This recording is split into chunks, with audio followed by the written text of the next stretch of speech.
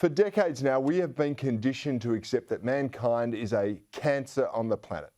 Right? Okay, I know few have dared utter those words, but the rhetoric that they do espouse amounts to much the same thing. Man is destroying the Earth Mother through industry and use of the resources and the bounties that she provides. Well, that's only partially true, actually.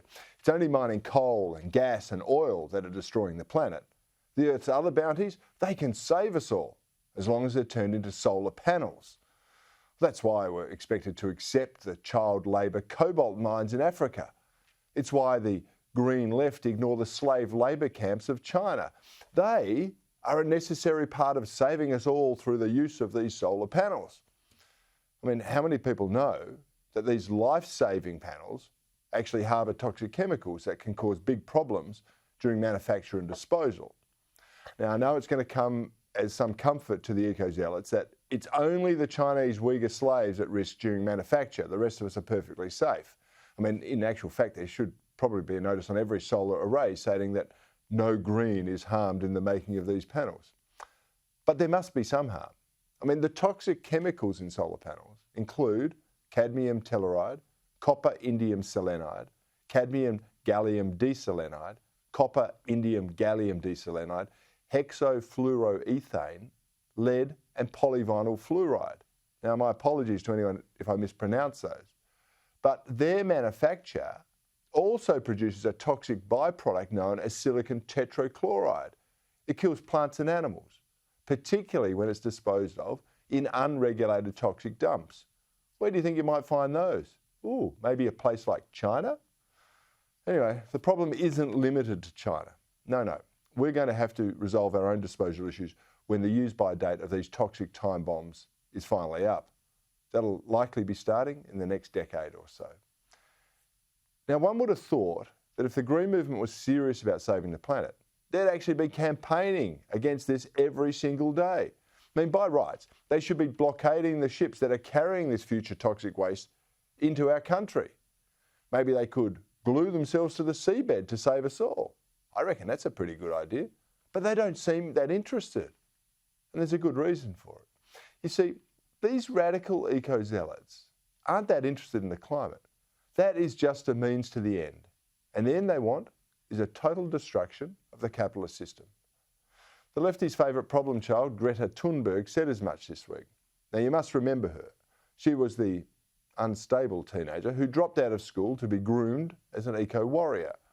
And she proved so adept at reading the cue cards written for her that she got to lecture the world at the United Nations, the US Congress, and of course the billionaires' picnic known as Davos. Well, dear Greta was doing a book launch. Yes, I know, apparently. Despite dropping out of school in Year 9 to save the planet, she's an author too. But anyway, somehow she paddled her way to London for a launch at the Royal Festival Hall where, if media reports are to be believed, she entertained the assembled automatons with a manifesto of the unhinged socialist. What we refer to as normal is an extreme system built on exploitation of people and planet. It is a system defined by colonialism, imperialism, oppression, and genocide by the so-called global north to accumulate wealth that still shapes our current world order. Incredibly, she went on to say that the COP conferences, that's where our own Chris Bowen is heading very soon, are a scam and facilitate greenwashing, lying and cheating. Well, despite that, Greta was happy to publicly promote a crowdfunding effort to send some of her fellow climate grifters to this scam conference. Now, I'm going to give her some kudos here. I think she's got a point about these COP conferences. But my point is that underlying these eco-avengers is a thinly disguised hatred of the enterprise and innovation that has actually made us all so prosperous. They hate the capitalist system, and they're using a climate crisis as their weapon to bring it down. Now, sure, there are plenty of them that only pay lip service to the green agenda because when it comes to the global elite, you just want to follow the money to actually get to the truth. And these elites, they're still buying waterfront mansions, they're still flying around in private jets and chugging around in super yachts. And they can do so because they invest in the green scams the government are throwing trillions of dollars at. And these dollars are then clipped, banked and spent by the sanctimonious green kings and queens. while they're lecturing us, of course. However, while some are actually only chasing the money, the true green zealot is trying to destroy what we know as civilization. Some, like Greta, don't even try to hide it anymore. One of the founders of Extinction Rebellion, that's the mob who use fossil fuel products to glue themselves to roads and buildings to protest against the fossil fuel industry. His name is Stuart Basden. He wrote an essay a few years ago which in part said, and I quote, "And I'm here to say that Extinction Rebellion isn't about the climate. You see, the climate's breakdown is a symptom of a toxic system that has infected the ways we relate to each other as humans and to all life. Euro-Americans violently imposed and taught dangerous delusions that have been coded into societies and institutions around the world. These include white supremacy, patriarchy, Eurocentrism, heteronormativity, and class hierarchy. And the task of Extinction Rebellion is to dispel these delusions. We need to cure the causes of the infection, not just alleviate the symptoms.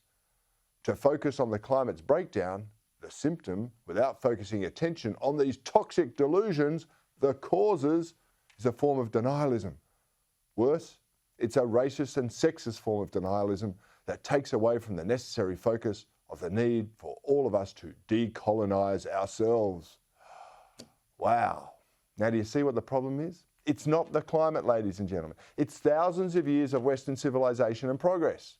That's what these eco-zealots want to change. And I guess that's why they remain silent about the Uyghur slaves I mentioned. You see, that's moving jobs away from white heteronormative Eurocentrism into the developing world. And it must be why we don't hear campaigns against the emissions of communist China. You see, those emissions are okay because they aren't Euro-Americans or dreaded British colonialists. And of course, these zealots will have to overlook the all-male Supreme Council of the CCP, but a little patriarchy is okay sometimes, particularly when it's under the communist class system that the eco-terrorists hate. Anyway, those of us that observe politics have heard these types of words before. Heteronormative, patriarchy, white supremacy, colonisers and the like. Now, they're often regurgitated by members of our very own Greens political party, who also pretend to be climate activists. They aren't. Just like the agenda of Thunberg and Basden, you scratch the surface of the Greens and you find a crimson Marxist core. They hate humanity, they loathe mass prosperity, and they rue personal responsibility and reward. But in order to defeat them, well, actually, we do need to take a leaf out of their book. We too need to dispel a few delusions that are making their way into mainstream society. Chief among them is that Green Crusaders' real agenda has nothing at all to do with climate change.